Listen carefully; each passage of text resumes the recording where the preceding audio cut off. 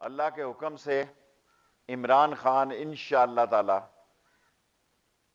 پاکستان کو آگے لے کر جائے گا، پاکستان کی معیشت کو ٹھیک کرے گا، پاکستان کی سیاست کو ٹھیک کرے گا، اور اس ملک میں جو احتساب کے خلاف لوگوں نے تحریک انصاف کو ووٹ دیا ہے وہ انشاءاللہ تعالی ان چوروں، ڈاکوؤں اور لٹیروں سے مفاہمت کی بجائے ان کو قانون کی اور آئین کی نظر کرے گا۔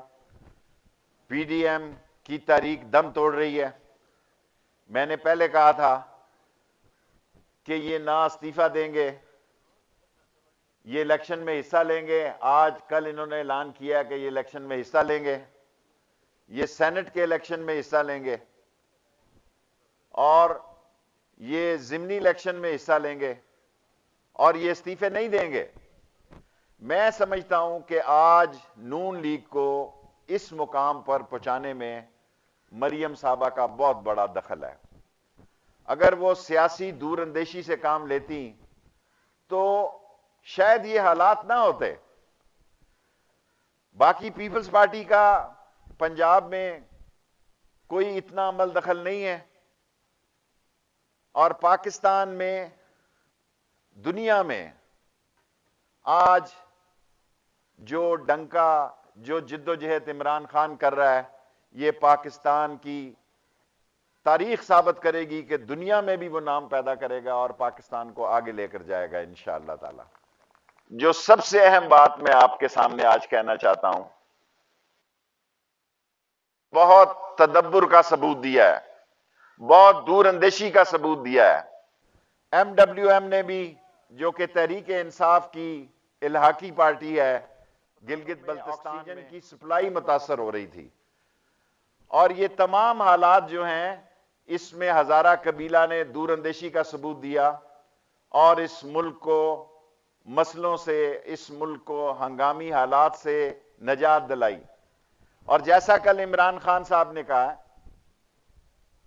پاک فوج دنیا کی عظیم فوج ہے، پاک فوج ان کے 7 جوان شہید ہوئے، اس وہ جان دے رہے ہیں، وہ چوروں اور ڈاکوؤں کے لیے جان نہیں دے رہے۔ پاک فوج چوروں اور ڈاکوؤں کے لیے جان نہیں دے رہی، وہ پاکستان کے لیے اور اسلام کے لیے جان دے رہی ہے، اور سارا پاکستان پاک فوج کے ساتھ کھڑا ہے۔ وقت آنے پہ ثابت ہو جائے گا۔ اگر ان میں ہمت ہے تو یہ آئیں پنڈی کی طرف، کیونکہ پاکستان عالم اسلام کا قلعہ ہے، اور ہندوستان پاکستان کی سرحدوں سے نقصان نہیں پہنچا سکتا۔